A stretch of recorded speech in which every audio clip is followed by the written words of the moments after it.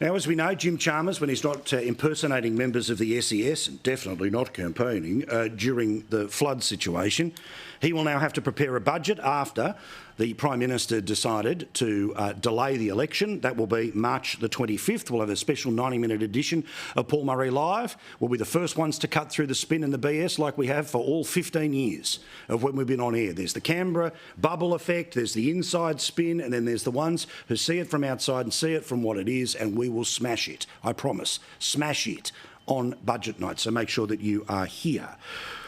Well, of course, the likelihood is they'll find another way to get a surplus, but remember how that surplus has been funded 3 times in a row now. Not about wonderful economic management, but about increasing taxes on booze, on petrol, on cigarettes, taking the profits of the future fund, taking the money from the mining industry, while single-handedly also trying to stab it in the back at every turn this government possibly can. Again, see, that's the type of take that we'll put into all of this in the lead up to the election.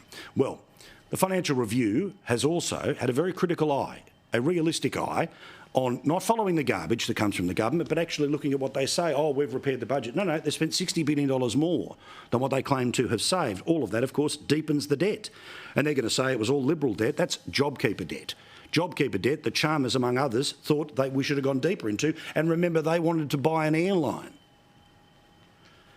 There's also 87 at least billion dollars which are off budget. This is all of the stuff when they say invest, invest, invest, but it's all stuff that should appear in the budget, but it doesn't, to make sure that they can cook the book to give themselves the best number possible. Have other governments done it? Sure. Is this one worse than many? Absolutely. But the reality is that we keep being told that Australians always want better economic management. We keep being told by people that they want a balanced budget, they want somebody to pay off debt. Well, the reality is when it comes to this election, the demand from people is that they want more money from the government to help them when it comes to the cost of living situation.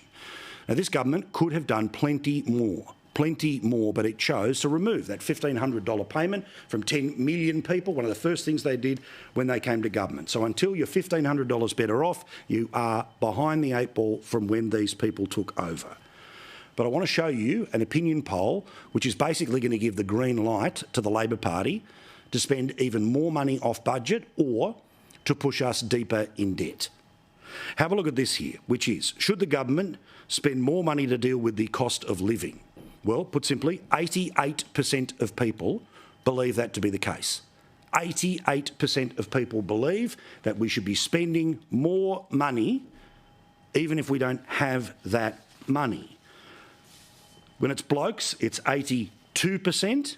When it's women, it's 85% who believe the government should spend more money.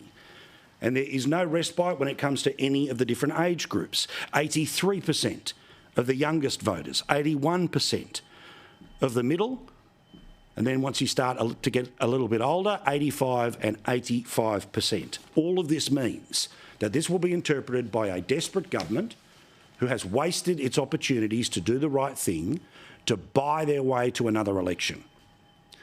If Australians are going to fall for it, well, Australians always get it right. But Australians spend 3 years telling us what the lies were that got this government into power. A promise of $275 as an ongoing saving when it came to your power bills. Instead, they came up with a way of spending $25 a month to pay off a power company not to put up the bill. When the bill doesn't go up by the $25 that are paid off by the government, well, that of course feeds into the inflation numbers, and then they turn around and say everything's hunky-dory. For at least 2 years of the 3 that they have been in power, you have been in a household recession.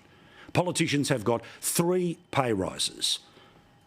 Public servants have got the biggest pay rise in 10 years, and they've added a football stadium of public servants. Make no mistake, this federal Labor Party is as bad fiscally as anything Daniel Andrews and Tim Pallas did in Victoria or Anastasia Palaszczuk and Cameron Dick in Queensland.